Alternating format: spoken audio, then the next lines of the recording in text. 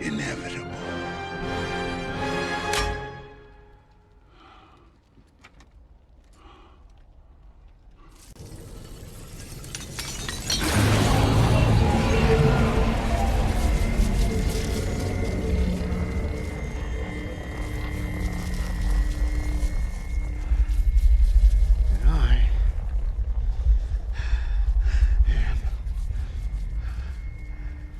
Just Steven.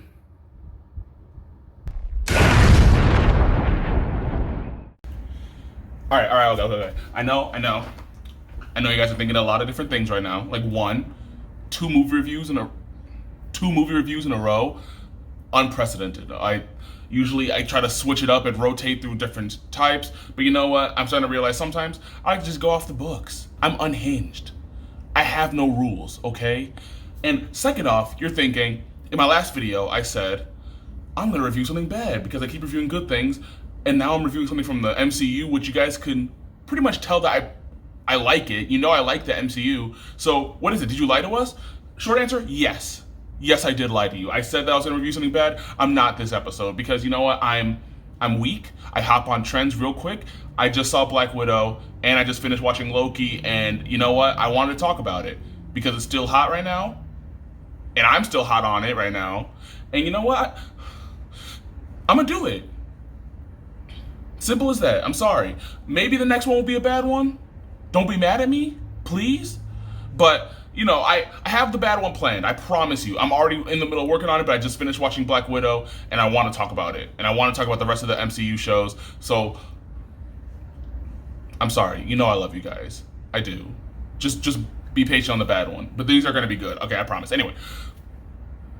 Okay. So, Black Widow. Like I just said, I not only just finished watching Black Widow, but I also finished watching the season finale of Loki.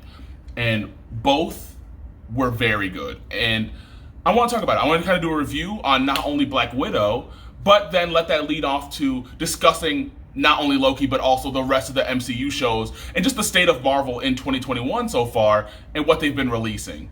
Which, of course, that includes WandaVision and also Falcon and the Winter Soldier. So, let's just jump right into it. I'm not even going to do too long of recaps because for a lot of Marvel fans, you know, you guys already seen it. And if you guys haven't seen it, then you guys don't want spoilers. We all get that. So, I'm just going to kind of do a quick recap, and I'll put a spoiler alert at the end, and we're just going to fly through it, okay? Alright, so Black Widow is on the run. This is taking place after Civil War because of the whole Accord situation. You get it. Now she's living in an RV off the grid, living the dream. Wish it could be me. Just kidding, because Taskmaster just showed up, blew everything up, and ruins everything because Black Widow was given a serum that breaks the mind control spell of the Widow agents, and it was given to her by her sister, Yelena, played by Florence Pugh. There she learns that Dreykov, the guy who ran the Red Room and ruined all of their lives, is still living. So they get their spy family together, including Alexei and Milena, the mom and dad, and they ship off to go kill Dreykov for good. Through the power of family, they take down Dreykov, free the widows, including Taskmaster, who was Dreykov's brainwashed daughter, and they all live happily ever after. Until she dies, of course. Alright, so this movie really broke my expectations, and I'll tell you why. Black Widow, throughout the MCU for me, and I didn't care for her too much, same for Hawkeye. I still don't care for Hawkeye. But Black Widow, I want to talk about the fact that I think her treatment throughout the MCU has been terrible, to be honest. I think that she could have been written so much better. And, you know, from the start, you know, you see her in Iron Man 2, and she's fine, she's cool, whatever. But, you know, as we move on and we go to, like, Avengers, you know, you start to get a little bit of her backstory where you see her and Bart start to, you know, chum it up, talking about the Budapest. And, you know, you start to get a little bit of a teensy bit of her backstory. And, you know, I understand that the point of her story, the point of her character is supposed to be a bit mysterious. You know, she's had a tragic past. She doesn't want to talk about it too much. I'm a Lone Ranger kind of, but my family here, I love them. The thing is, though, what I really started having the issues with her is definitely Age of Ultron, which I will come out and say that Age of Ultron, out of all the Avengers movies, including the first one, Age of Ultron, Infinity War, and Endgame, Age of Ultron I have the most gripes with. I want to say it's my least favorite. I think it might still be, but Ultron is a great villain, and I thought the action was great, and I thought it was an interesting movie. I thought there was really cool parts in it, but the way they treated Black Widow in that was just... What was that? Like, honestly, bro, what is this? That is so unnecessary. Why they do her like this? Because then all of a sudden she has a crush on the Hulk, and she's like, let's run away, big boy. And he's just like, maybe, shoot, let's do it. But then they don't, blah, blah, blah. And then, but I'm just like, where did that come from? And why did it even have to happen? And then you also start to see that she might have a thing for Captain America and the Winter Soldier. And it's just like, it becomes too much. Because for some reason, they write Black Widow as if she needs to have a love interest. She must be a woman and she has to act like a woman and all this stuff. And it's just frustrating because I just feel like I wanted to see a character who's, like I said, she's been hurt in her past, and I wanted to see her coming out the woodworks, fighting, and then we started to get a glimpse of her past, but you start to clog the machine with all this lovey-dovey stuff that does not need to be added onto Black Widow. And sure, whatever, she could have love interest in the comics, I don't care, but when you start to pass her around throughout the Avengers, it gets ridiculous. And because I think that Black Widow overall is a cool character, and this is why I'm going to go leaning into Black Widow's greats, is that I think they wrote her very well in this movie. This made me care about her much more because I couldn't really get a grasp on caring for her in the rest of the MCU. This ain't for Hawkeye, but I really... Don't try to make me care about Hawkeye. We'll see. I'll watch the show, but Hawkeye's whatever. Anyway, but in this movie, Black Widow, she is just stone cold, and you see she has a soft spot for these people that she, now considers her family. They're not blood related, they're all just spies, but in the end, you see that she has a soft spot for these people, and that's what I love to see. I love to see her opening up for these people, while at the same time being this hardcore killer secret agent, and so that was great for me, is that I think they wrote her very well to the point where now I can look at her and be like, wow, I care now. I care about where her character goes. And another great is just, the acting was fantastic. Florence Pugh, I loved her in Midsommar. I think that she is just a phenomenal actor. She kills it. Same for David Harbour.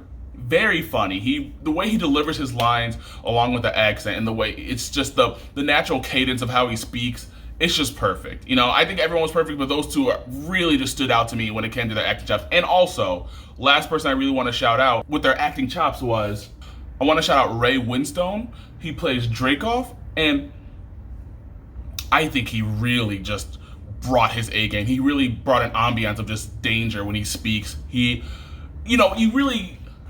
is the first time you're introduced to him, but you really get a full circumference of his character, the way he speaks, the way he has a slow drawl, and he clearly gains a power with having this army. He's just a pathetic man who feels powerful because he has a manipulation over these people, over these women that he's kidnapped.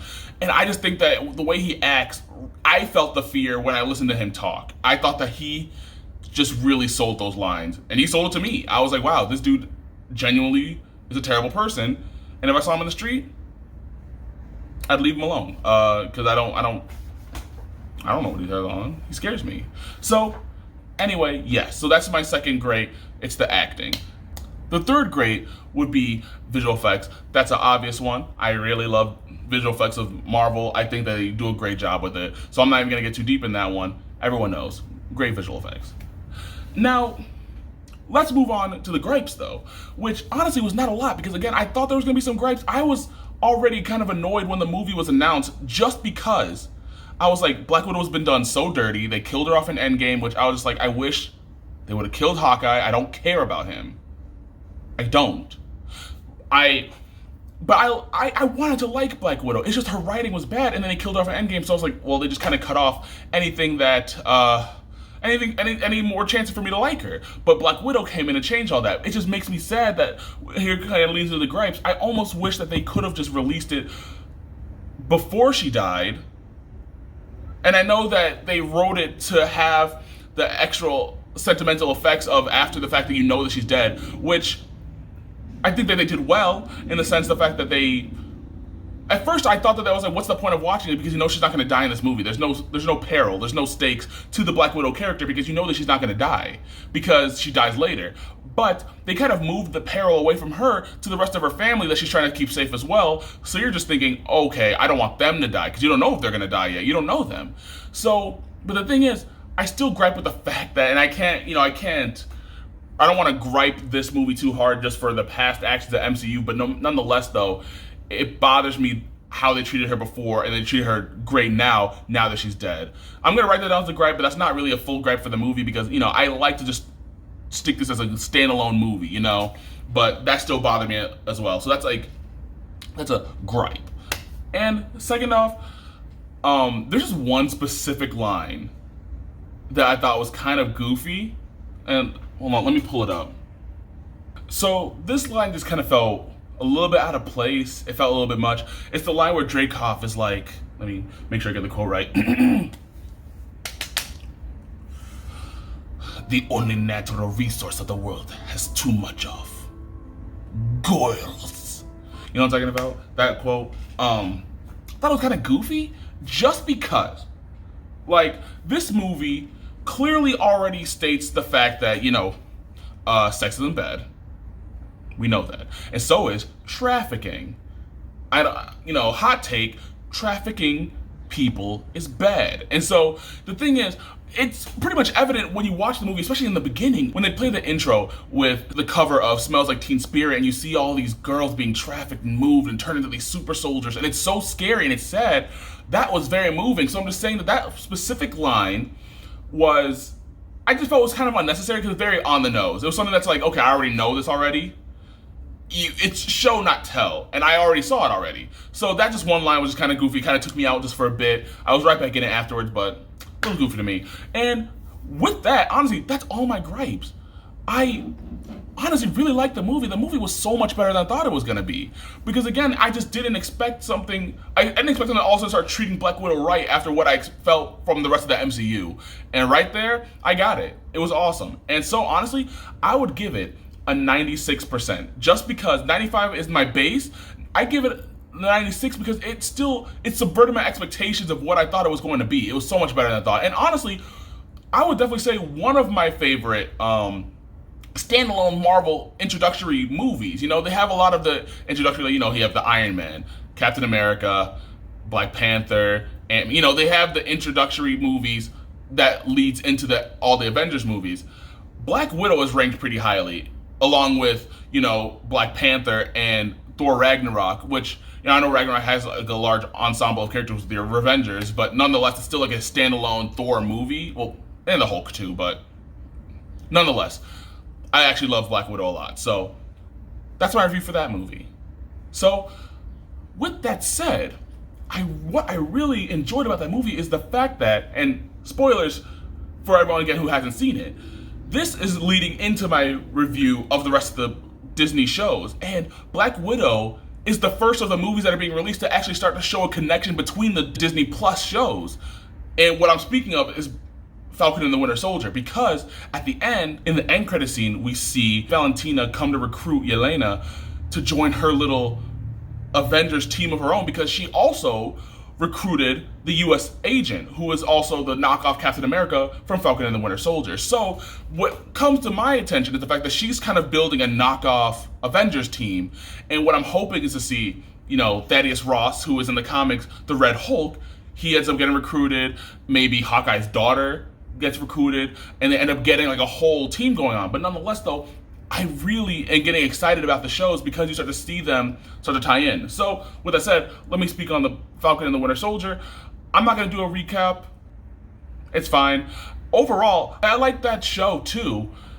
Probably my least favorite of the three, not for any particular reason, just ranking of what got me the most excited, but I think that one subverted my expectations too, because honestly, I thought it might be boring, personally. When I saw, I was excited to see Falcon turn into the Captain America, but those two characters are not the most exciting of the whole MCU, I would say. Of course, it's the main people that you get excited for. So when I saw this, I was like, I don't know. But I still had hope because I also thought that about WandaVision, which I really loved. I thought WandaVision was going to be like, do I care that much? How much do I care about Wanda? How much do I care about Vision that much? What Marvel is doing right now is they're taking those characters that they didn't really show too much love, and they're coming back and they're pedaling back. And honestly, I'm here for it. They're doing a great job at it. And I feel like that's why I'm just so excited, because I've never seen myself start to care about a character that I didn't in the beginning care about. Usually I'm just locked off, like, okay, well, they're dead to me. But now they're not. Black Widow, Wanda, Vision, Falcon, Bucky, and now Loki, they're all very interesting to me. Loki was actually pretty interesting to me in the beginning, but he started to become stale because his shtick was the same thing. I'm here, betrayal, dead. I'm here, betrayal, dead, over and over again. So I was like, whatever, who cares about Loki? I care about Loki now for this Loki series because I am so excited for the multiverse. WandaVision, it didn't dabble into the multiverse until a bit later. You see her at the end, she's starting to do that Doctor Strange thing. You know what I'm talking about? When he's going, you know what I mean? Oh my God. Sorry, holy. Whew. So you can see her peering through multiverses, and then it's confirmed more about the theory of the multiverse in Loki, and you start to see the TVA showing Loki around, them tying in the universe. They have the one sacred universe, and you see that they're trying to keep it safe. They're trying to make sure that there's no branches. But again, spoiler alert, huge spoiler alert, because the Loki last episode is such a Marvel game changer when you see that Sylvie ends up killing off Kang, which is played by Jonathan Majors from Lovecraft Country, who's not the only Lovecraft Country actor that's there. There's also Wunmi Mosaku, I hope I pronounced that right, Wunmi Mosaku, who plays Ruby, along with Jonathan Majors, who plays Atticus. So that was super cool because I fairly enjoyed Lovecraft Country, and so to see them both in there, I was like, whoa. Is this like a variant situation? Maybe. No, it's not. Anyway, nonetheless, though, we see at the end, Kang gets killed. And Kang was the one who's been trying to keep the sacred timeline intact because there's other Kangs in other universes who are trying to come and conquer that universe. And since he's got killed, he's not protecting anymore. So now there's all these branches of these multiverses. And I'm just so hyped for it. I'm so excited because that is going to lead straight into Multiverse of Madness, which I am just so... How often am I going to have to say excited for in this episode, in this YouTube video? A lot, sorry. But nonetheless, I love multiverses. I've always been a sucker for them. Rick and Morty plays around with them a lot. I love the concept of it. And so, just as we're leading into it, Marvel... So, nonetheless, let me just kind of bring my brain together because I'm just all over the place right now. All I have to say right now is the fact that Marvel knows what they're doing at the moment. I'm not going to say Marvel is perfect. I think Marvel has a lot of flaws, especially when you see their old movies and what they kind of create. Sometimes they can make certain mistakes and that I just don't like. But right now, I feel like Marvel, they took a break after, Endgame and Far From Home. They took a break. They didn't make movies for a while. They didn't release anything, and they came out with WandaVision, which I was just so shocked by. I didn't think that I was going to really like it that much, but it started off so goofy and campy, but then leaving in little bits and pieces is so creepy, and I was just like, whoa, what is going on? Boom. You figure out Wanda is holding this whole town hostage, and, she's just mourning Vision, and, it was shocking. Her performance was fantastic, and same for Paul Bettany, along with Elizabeth Olsen. They both just played it so well. They are just phenomenal. And so I just really enjoyed watching those two. And the story writing was great, biggest gripe for that one is, they played in your face about Quicksilver. They really just, get that back here, boy. You don't got no Quicksilver, no X-Men. That's what they did to y'all. And I say y'all, but it was me too. I saw him and I freaked out. I was like, no way. Is this when they're gonna start introducing the multiverse? No, it's just some random dude. But who knows? Maybe they have a reason for doing it. I don't know. I don't think so personally. I think they were trying to mess with you, and they got us. They got me good. They got me real good. But still, really great show. Now, Falcon and the Winter Soldier, I thought it was fine. I thought it was a really good show. I got nervous when I started to see that they started to bring in talks of racism. Like almost every episode was starting to speak on racism. And, I got a bit nervous because I see sometimes I want to make sure Marvel does it right. You know what I'm saying? I speak out. I think it's important to speak out about racism, but I want to also make sure you're doing it right. Don't write it and then also not do it well, because then you just look goofy. Black Panther did a really great job on talking about racial issues. I really enjoyed that. Shout out to Ryan Coogler. Fantastic. He did a great job. And so, I saw this show and they started doing a little bit, they started referencing it, and I was like, I hope you guys do it well. And you know what? I would say they did, personally. Because the thing is, I think that you can't talk about the history of Captain America without actually speaking on the shady history of real life America.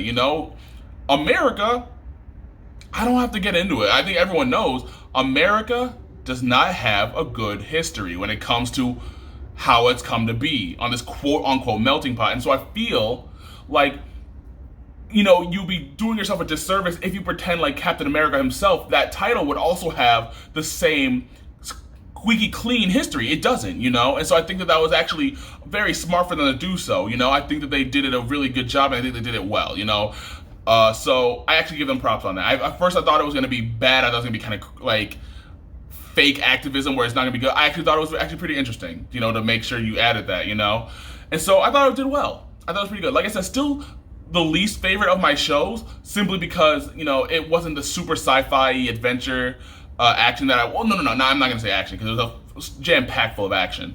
But, I love super sci-fi stuff, So, but that's when after that was over, we move on to Loki, and that's what it gave to me. But I will have to tell you this.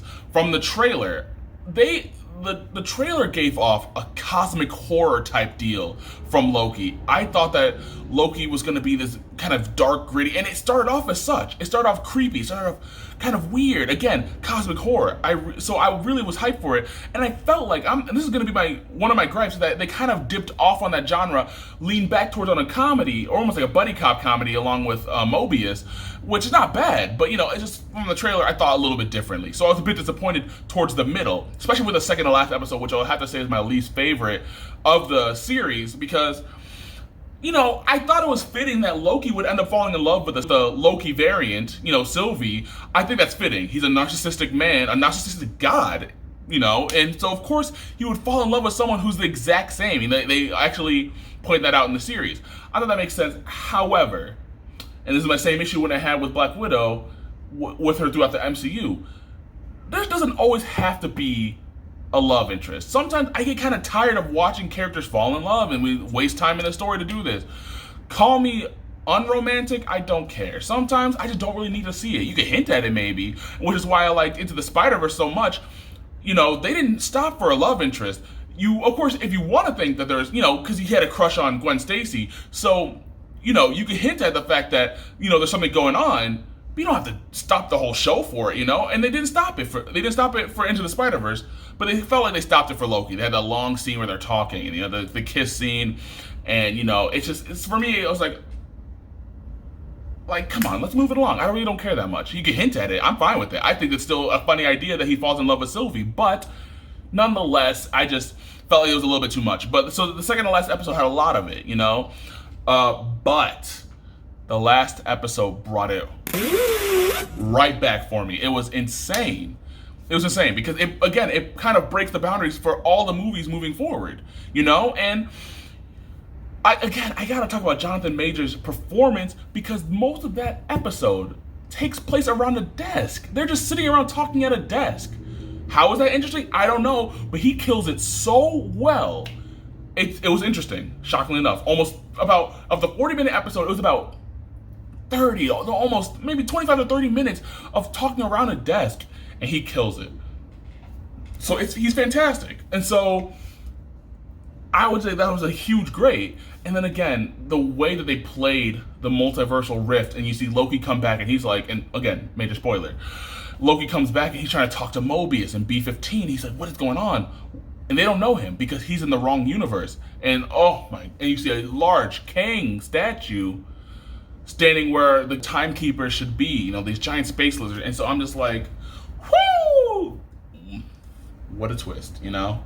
So, that's pretty much the point of this video. I just wanted to ramble, and I wanted you guys to listen to it. I wanted someone to talk to about it, you know? Because Marvel's been stepping it up. You know, Black Widow was great. It was much better than I thought it was going to be, and their series are killing it right now, you know? And so I'm very excited for the state of Marvel moving forward in this 2021. You know, next movie, you know, with Spider-Man No Way Home, a lot of people are theorizing with this multiversal break, could it be Andrew Garfield, Tobey Maguire showing up? Marvel would be A1 if they did it. I'm not gonna hold my breath on it. I don't think it will, but it'd be cool. I'm not gonna lie. But that's gonna do it for this video. I just want to talk, and so I apologize that I lied to you guys, but get over it and let's talk in the comments. If you guys want to talk to Marvel, I am the guy. I will ramble for hours about Marvel because I love it so much. Sue me. So I hope you guys have a great rest of your day, and I will see you all in my next video. Bye.